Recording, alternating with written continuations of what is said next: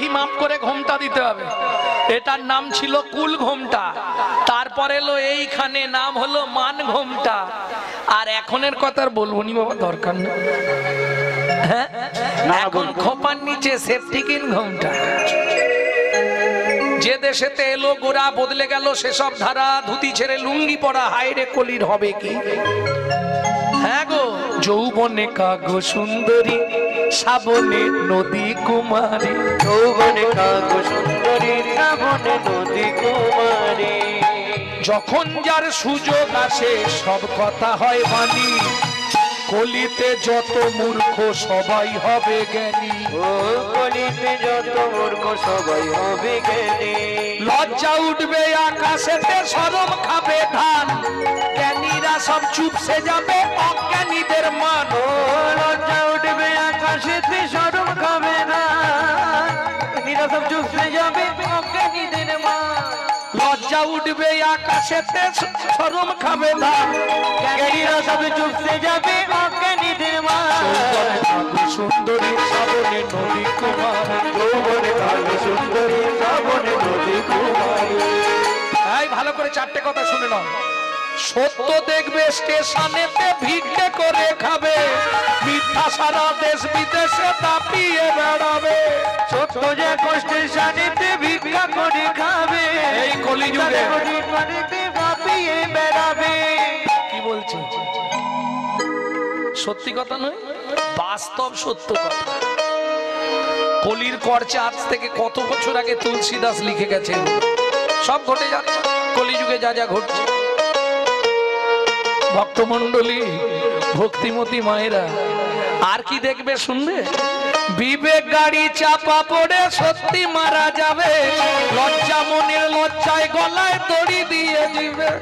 লজ্জা মনে লজ্জায় গলায় দড়ি দিবে দিবে। বিবেক মানুষের থাকবে না, বিবেক গাড়ি চাপা পড়ে যাবে। আর লজ্জা, ও তো মনের লজ্জায় গলায় দড়ি দেবে। লজ্জা কি জিনিস কলিযুগে আর থাকবে না বেশি দিন। ধন্য ধন্য কলিকাল, দেখতে থাকো শ্রীগালে চাটবে বাগের গাল। শিষ্য হয়ে না পালিবে গুরুর বচন, পিতামাতায় না মানিবে পুত্র কন্যাগণ। অশ্বমের যাগযজ্ঞ না হইবে পূর্ণ, জাতিভেদ থাকিবে না, হবে এক বর্ণ। ব্রাহ্মণের ব্রহ্মত্ব লুপ্ত হয়ে যাবে, এই সব রঙ্গ ভাই কলিতে ঘটিবে। পিতার সঙ্গে পুত্র চাতুরি করিবে, 12 বৎসরে কন্যা গর্ভবতী হবে। মহাকলি গতে ঘোর কলির অধিষ্ঠান, মনুষ্য জন্মিবে সব বৃহৎ প্রমাণ। ভয়ে কেউ না যাইবে বেগুন গাছের কাছে, আঁকশিতে তুলিবে বেগুন সব গাছে গাছে। ব্যাঘ্যেতে পশিবে ছাগ, মহিষে মুসিক, তেলিমে রাজকন্যা মালিজে প্রেমিক। শূদ্র হবে গুরু আর শিষ্য হবে ব্রাহ্মণ, কলিকালে এক বর্ণ হইবে যবন। উদয় 12 রবি হইবে গগনে, গৃহদাহ হবে সবাই রবির কিরণে। জলে জলময় আবার হবে ত্রিভুবন, পূর্ব মতো বটপত্রে ভাসবে নারায়ণ। সেই মতো আবার সত্য যুগ করিবে সৃজন, কলির কর্চা তুলসী দাসের লিখন।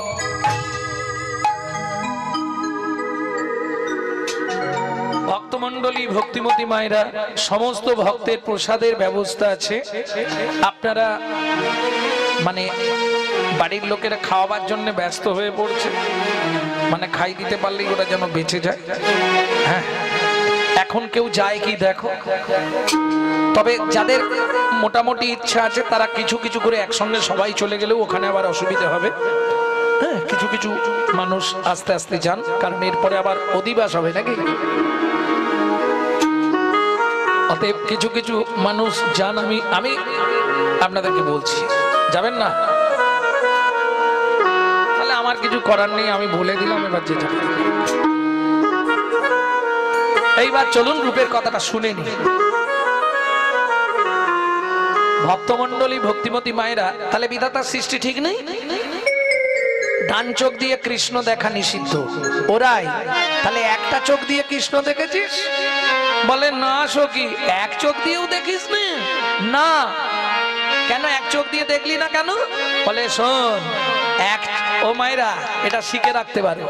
এক চোখের অর্ধেকটা দিয়ে দেখলাম শাশুড়ি ননদি আসছে কিনা, আর অর্ধেকটা চোখ দিয়ে কৃষ্ণ দেখেছি।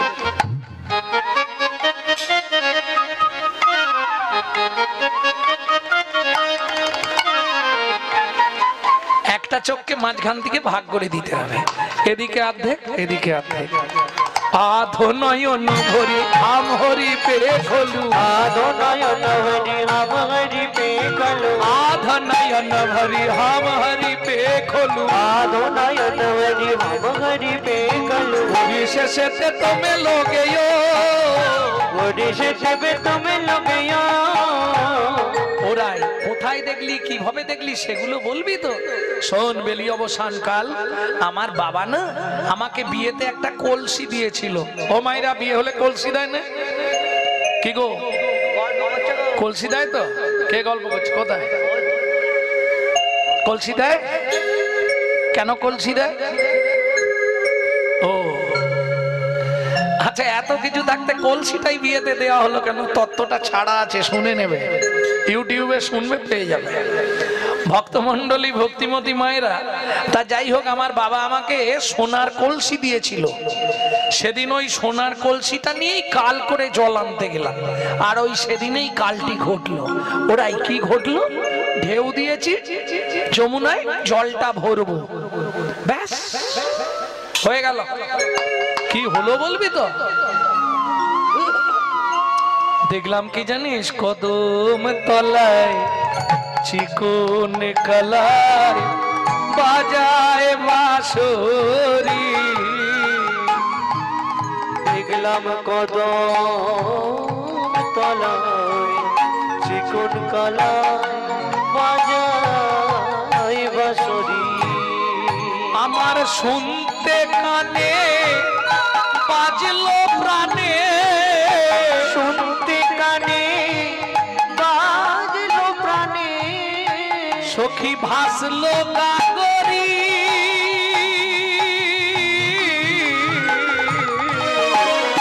কদম তলায় চিকন কালায় বাজায় বাঁশরি। দেখলাম কদম তলায় চিকন কালা বাজায় বাঁশরি। শুনতে কানে বাজলো প্রাণে ভাসলো গাগরি। গাগরি মানে কলসি। গাগরি ভেসে গেল। ও মা, যখন চোখ মিলে দেখলাম, হায় হায়, মাছ যমুনায় চলে গেছে। ওরাই তুই গেলি না? আমি কি সাঁতার জানি? আমি তো ডুবে মরে যাব। তাহলে কলসি চলে গেল। গেল কি করব আমি? ওই সখীরে ভরা জলে আমি ফিরে এলাম। ভরা ভরা জলে এই রাই, তোর ভুল হয়ে যাচ্ছে। জলের কলসি যমুনায় ভেসে গেল, আমি ভরা জলে জলে ফিরে এলাম। জলের কলসি। আস্তে, ওরাই তোর ভুল হচ্ছে। কোথায় ভুল হচ্ছে? তুই বললি জলের কলসি যমুনায় ভেসে গেল, আবার বলছিস ভরা জলে ফিরে এলাম। জল ভরলি কিসে? রাধারানী বলে, ললিতা রে, আমার সোনার কলসি জলে ভেসে গেল, কিন্তু কলসির বিশুদ্ধ বাংলা নাম কি জানেন? কুম্ভ। কুম্ভ, কুম্ভ মানে কলসি। একটা কুম্ভ জলে ভাসলো তো কি হলো? ও ললিতা রে, ও ললিতা রে, বিধাতা যে আমায় দুটো কুম্ভ দিয়েছিল, সেই দুটো নয়ন কুম্ভ বলে আনিলাম। দুটো নয়ন কুম্ভ ভরে আনিলাম। ওই কালিয়ার রূপে নয়ন দিয়ে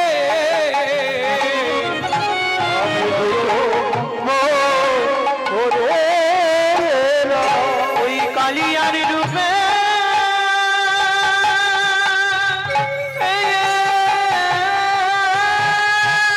হরি হরি হরি বল।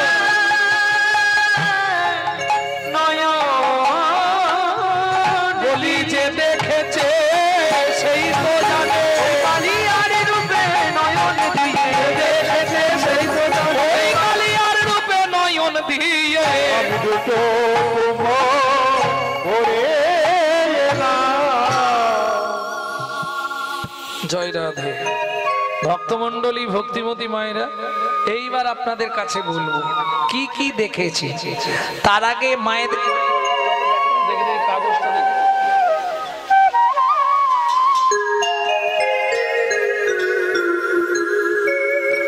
শ্রীকৃষ্ণের রূপ সর্বপ্রথম কে দেখেছেন, এটা আমি বলবো, আগেই বলেছি, আর লেখার দরকার ছিল না। ভক্তমণ্ডলী ভক্তিমতী মায়েরা, শ্রীকৃষ্ণের রূপ পৃথিবীতে কে দেখেছিল সর্বপ্রথম, এটা জানার দরকার আছে। বাহ, তাহলে একবার কি বলেন, বলেছিলাম তো বলবো।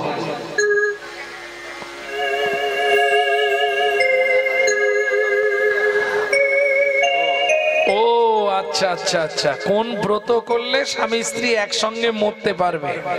কেন, তোমার কি ইচ্ছা একসঙ্গেই যাবে? বাহ,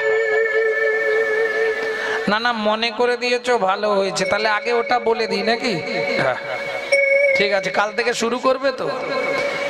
21 বৎসর একসঙ্গে নির্জলা একাদশী ব্রত করলে স্বামী স্ত্রী একসঙ্গে মরা যায়। হরি ভক্তি বিলাস 1163 পৃষ্ঠা। বাদ দাও দিদি, বুঝে নেওয়া গেল? ভক্তমণ্ডলী ভক্তিমতী মায়েরা বুঝতে পেরেছেন না বুঝতে পারেননি?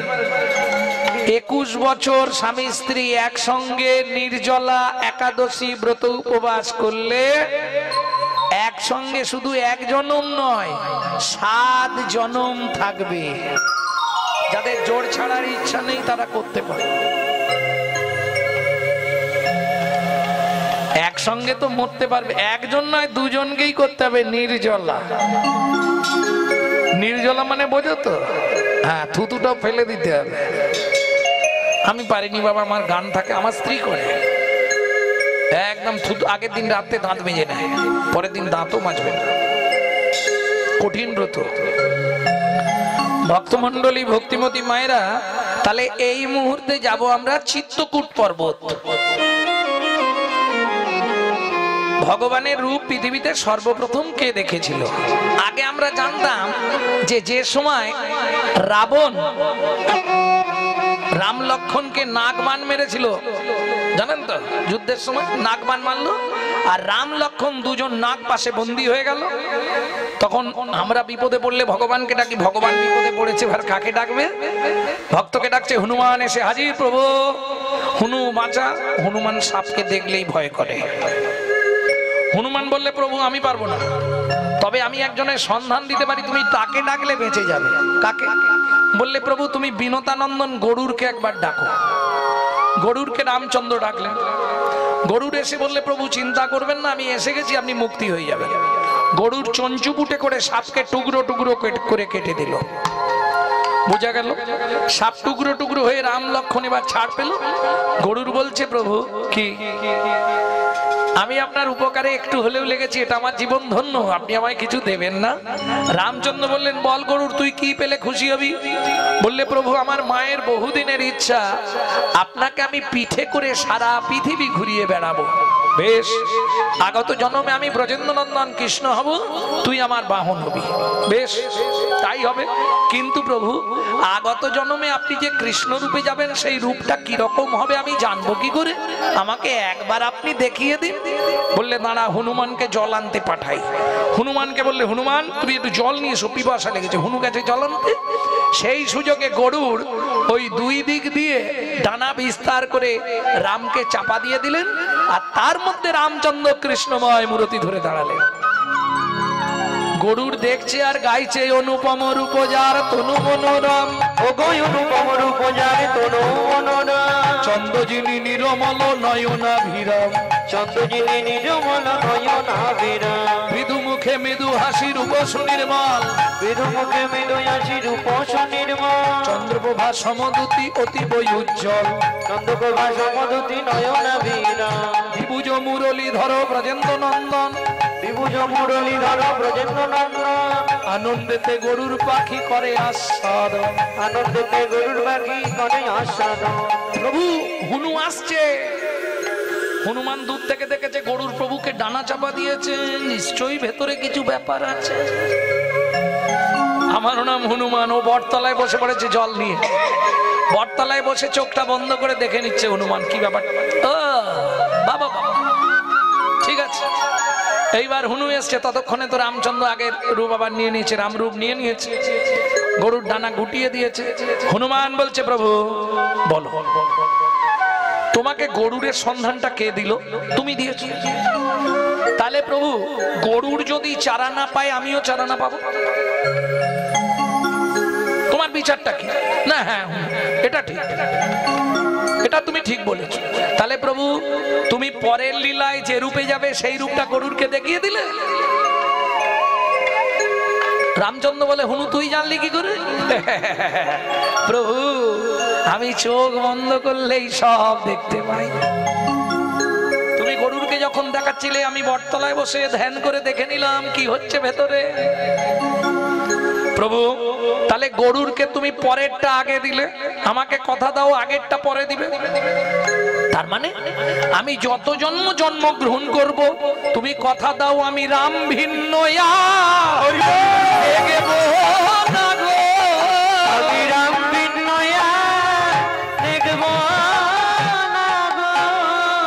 রামচন্দ্র বললেন তথাস্তু, তোমার মনের ইচ্ছা পূর্ণ হবে।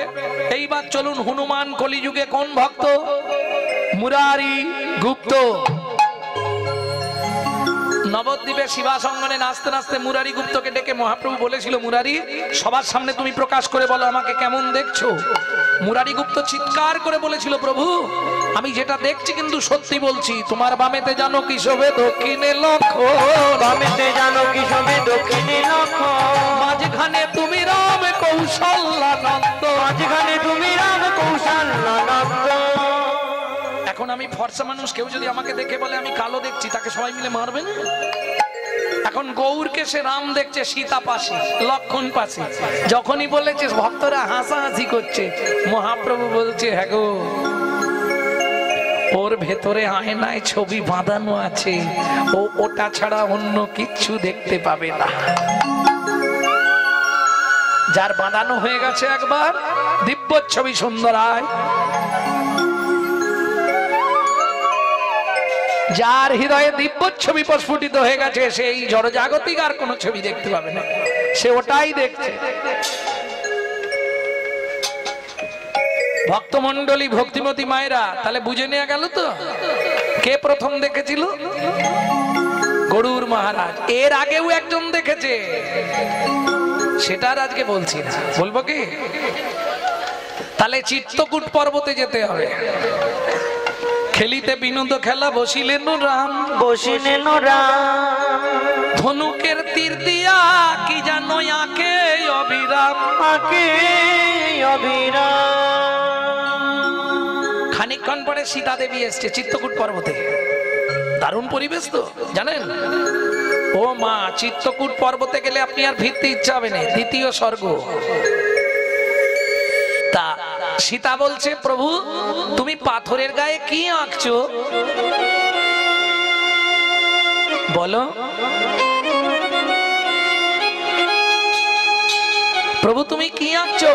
বলে সীতা এইটা একটা গরু, এই যে পরপর দেখছো এরা সব গরু, এইটা কদম গাছ, আর মাঝখানে এইটা হচ্ছে কৃষ্ণ। প্রভু এটা কার রূপ? বলে সীতা যে রূপে আমি দাপরে লীলা করব সেই রূপটা নিজে নিজে আঁকলাম। তাই কি সুন্দর, এই গরুগুলো সঙ্গে থাকবে, হ্যাঁ এদের নিয়েই তো আমি লীলা প্রকাশ করব, গোচরণ লীলা। ও ঠিক আছে। কহিতে কহিতে কথা পিতে বিধি হইল যথা, সীতা সঙ্গ আইল রাম। এবার চিত্তকূট পর্বত থেকে নেমে এলেন, নেমে এসে এক জায়গায় বিশ্রাম করছে। সীতার মনে মনে ভাবছে সীতা আর একবার গিয়ে ছবিটা দেখে আসে, একটুখানি দেখে হলো না, কেমন আবার দ্বিতীয়বার সীতা ঠাকুরানী গেছে। সীতা দেবী গিয়ে ওই ছবিটা দেখছে আর কৃষ্ণ মূর্তিটার গাল দুটোয় হাত বুলাচ্ছে। কি সুন্দর হয়েছে, প্রভু এত সুন্দর রূপে আগত লীলায় যাবে। বাহ, এই বুলাতে বুলাতে বুলাতে বুলাতে ব্যাস মূর্তিতে প্রাণ এসে গেছে। যখনই মূর্তি কথা বলে উঠেছে, সীতামা সীতা দেবী ভয় পেয়ে গেছে, তাহলে কিছু একটা হয়েছে, দৌড় দিয়ে পালিয়ে এসছে। বলছে প্রভু তুমি যে ছবিটা এঁকেছিলে না, সেই ছবিটা এখন দেখলাম কথা বলছে। রামচন্দ্র বলে কি করে হয়, ছবি আবার কি করে কথা বলবে, আমি এখানে কথা বলবে কি করে? না না, তোমার মনের ভ্রম। রামচন্দ্র দেখলেন আর প্রকাশ করা যাবে না, চলে গেলেন সীতা দেবীকে নিয়ে ওখান থেকে। আর দ্বিতীয়বার দেখতে দিলেন না, তৃতীয়বার ওখান থেকে নিয়ে চলে গেলেন। বেশ কিছুদিন পরে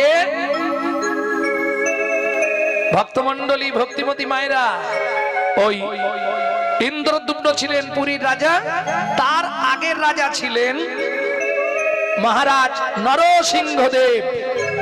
এই নরসিংহদেব চিত্রকূট পর্বতে বেড়াতে এলেন। আর বেড়াতে এসে মনে মনে ভাবলেন, বাবা এত সুন্দর ঠাকুরটা পড়ে আছে, এ তো হাত পা নাড়ছে, মনে হচ্ছে ঠাকুরের হাত পাও নড়ে, নিশ্চয়ই এটা দিব্য মূর্তি, তাহলে এটা নিয়ে যাই। ভক্তমণ্ডলী, ভক্তিমতী মায়েরা, আমরা ঘরের ঠাকুরকে বাইরে করে দিই, আর সে তো জমিদার, লোক বল আছে, অর্থ বল আছে, ঠাকুরটাকে নিয়ে যাবে। আমরা ঘরের ঠাকুরকে বাইরে করে দিই না, কি গো, ঘরের ঠাকুর বাইরে করি না? কার্তিক পুজো হলে দেখবেন গাছের তলায় কার হাত ভেঙে গেছে, কার গর্দান উল্টে গেছে না। আপনাদের এই কার্তিক পুজো হয়, কার্তিক পুজো হলে ঠাকুরকে কোথায় দেয়, গাছতলায় বসিয়ে দিয়ে আসেন। আমরা ঘরের ঠাকুর বার করে দিতে পারলে বাঁচি। আর রাজা তার অর্থবল লোকবল ছিল, হাতির পিঠে করে ওই রামের আঁকা কৃষ্ণ মূর্তিটা তুলে নিয়ে যাচ্ছে। ঠিক যেতে যেতে রেমুনার কাছে এসে সন্ধে হয়ে গেছে, হাতি আর যাচ্ছে না। রাজা বললে এখানেই নামাও, এই বট গাছের তলায় আরতি করো, এই বট গাছের তলায় ভোগ নিবেদন করে প্রসাদ পাও সবাই ভক্তরা। রাত্রিটা এখানেই থাকি, রেমুনায় রয়ে গেলেন। গভীর রাত্রিতে রাজাকে স্বপ্নাদেশ দিলেন, রামচন্দ্রের নির্মিত ওই মূর্তি। রাজা নরসিংহ, কি তুমি যে মূর্তিটাকে চিত্রকূট পর্বত থেকে নিয়ে যাচ্ছ, ওটা স্বয়ং আমার নিজের হাতের মূর্তি। রামচন্দ্র রূপে আমি ওইটা অঙ্কিত করেছিলাম, সীতা তাতে প্রাণ প্রতিষ্ঠা করে ফেলেছে বুঝতে না পেরে। যেখানে আমাকে নামিয়েছো এইখানেই আমাকে প্রতিষ্ঠা করো গোপীনাথ রূপে। আজও রেমুনায় গোপীনাথ রূপে প্রতিষ্ঠিত সেই মূর্তি। পরবর্তীকালে মহাপ্রভুর দাদুগুরুর জন্য রেমুনা বিখ্যাত হয়ে গেল। প্রেমের পরমাকাষ্ঠ মাধবেন্দ্রপুরী, যার লাগি গোপীনাথ ক্ষীর কইল চুরি। এই গোপীনাথ কিন্তু স্বয়ং ভগবান রামচন্দ্রের হাতের তৈরি মূর্তি। প্রেম সে বলো চৈতন্য মহাপ্রভু কি। তাহলে বোঝা গেল, ক্লিয়ার হলো তো?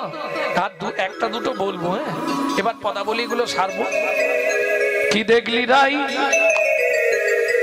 কি দেখলাম জানিস ললিতা রে, খোলু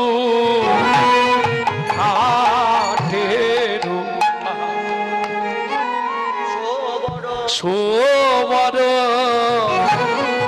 না গুরুরা গুরুরা সোবর না গুরুরা। আস্তে, কোথায় দেখলি? তপন তনয়া তটে, কি হলো, চলে যাবে এক্ষুনি। নিপহিনী কটে, 10টা গাইবো, 10টা। তপন তনয়া তটে নিপহিনী কটে। ও মায়েরা, রাধারানী কি রূপ দেখেছে এবার বলছে। কোথায় দেখলি রাই? সোবর নাগর রাজ, একজন নাগরদের রাজাকে দেখলাম। দেখ, নাগরদের রাজা, তাহলে নাগরের রাজার মতো এবার তো। সোবর নাগর রাজ, তপন তনয়া তটে। কোথায় দেখলি? তপন তনয়া তটে, তপন তনয়া তটে, নিপহিনী কটে। তপন মানে সূর্য, তনয়া মানে সূর্যের মেয়ে, তনয়া মানে মেয়ে। তপন তনয়া তটে, তটে মানে তীরে। নিপহি নিকটে, নিপহি মানে কদম গাছ, নিকটে মানে গোড়ায়। কেমন দেখলি? হিলন নট ভরসা, হিলন নট ভরসা, হিলন নট ভরসা, হিলন নট ভরসা, তপন তনয়া তটে নিপহি নিকটে, তপন তনয়া তটে নিপহি নিকটে, হিলন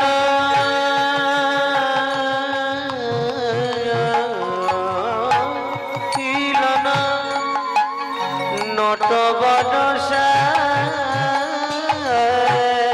হিলন নট বনসা। আস্তে কি দেখলাম জানিস? নাগরে যে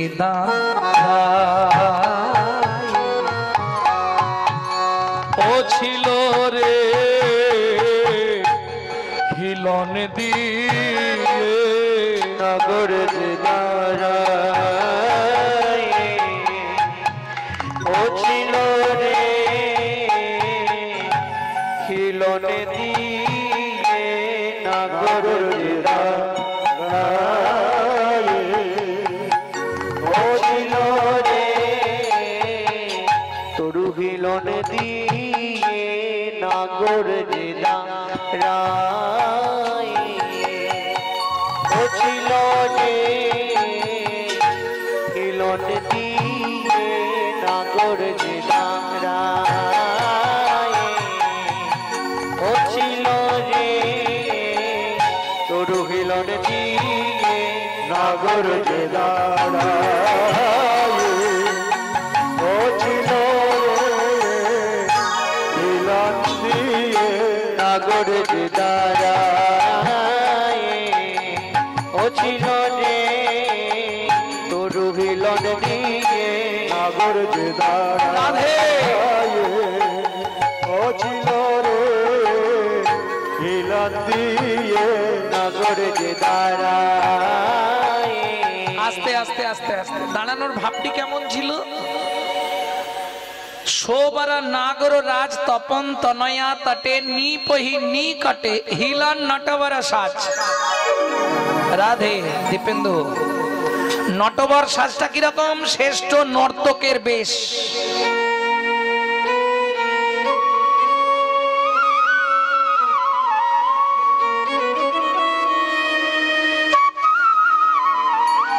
এই তোমরা দেখেছো? দেখোনি? শ্রেষ্ঠ নর্তকের বেশে ভগবান দাঁড়িয়েছে।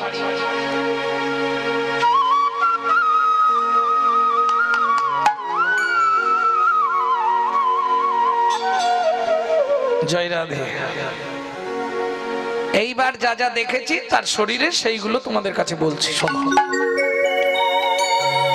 কি কি দেখলি রাই? প্রথম বলি মরকত মুকুর রতন জিনিলা, মরকত মুকুর রতন জিনিলা, মরকত মুকুর রতন জিনিলা বলি, মরকত মুকুর রতন জিনিলা, পতিত নুপিরিতি পশা, পতিত নুপিরিতি পশা, পতিত নুপিরিতি পশা, পতিত নুপিরিতি পশা। মরকত মরকত মরকত মানে নীলা, শনির এফেক্টিভ স্টোন। বড় বাবার দোষ লাগলে এই স্টোনটা পড়তে হয়। আর পৃথিবীতে যত স্টোন আছে তার মধ্যে সবথেকে দামি স্টোন নীলা। আবার যদি রক্তমুখী নীলা হয়, প্রচুর দাম। কেমন? আমি দেখলাম কদমতলায় একটা আয়না বাঁধানো। ও মায়েরা, আপনারা আয়না দেখেছেন না? ঝিনুক ধারে ধারে বসানো, মাঝখানে আয়না, ধারে ধারে ঝিনুক দেয়া, দেখেননি? দীঘাতে পুরীতে পাওয়া যায়। আমি কদমতলে একটা আয়না দেখেছি, তার ধারে ধারে নীলকান্ত মণি বসানো। মরকত মুকুর রতন জিনি লাবণী, পতিত নুপিরিতি পশা, পতিত নবীরীতি বসা। এই তার কোনখানটা বলবো? কপাল ভালো, নাক ভালো, চোখ ভালো, ভুরু ভালো, ঠোঁট ভালো, গাল ভালো, গলা ভালো, বডি ভালো, কোনটা খারাপ বলবো? প্রত্যেকটা অঙ্গ যেন সাজায়ে রেখেছে, রেখেছে প্রীতির পসরা খানি সাজায়ে রেখেছে। ওকে প্রীতির পশরা খানি সাজায়ে রেখেছে। পসরা মানে দোকান, সাজায়ে রেখেছে, সাজায়ে রেখেছে। আহা, কি সাজের বাহারে! প্রত্যেকটা অঙ্গে যেখানেই চোখ পড়ে সেখানটাই আটকে যায়। তার হাসি ভালো, তার বাঁশি ভালো, হাসি ভালো তার বাসি ভালো, ওরে তাই তো তারে বাঁশি ভালো, হাসি ভালো তার বাঁশি ভালো, তাই তো তারে বাসি ভালো, বাসি ভালো তার বাসি ভালো। আস্তে। আর কি দেখলি রাই? আর কি দেখলাম জানিস? দূর থেকে মনে হলো শারদ চাঁদ, ফাঁদ মুখ মণ্ডল, শারদ চাঁদ ফাদ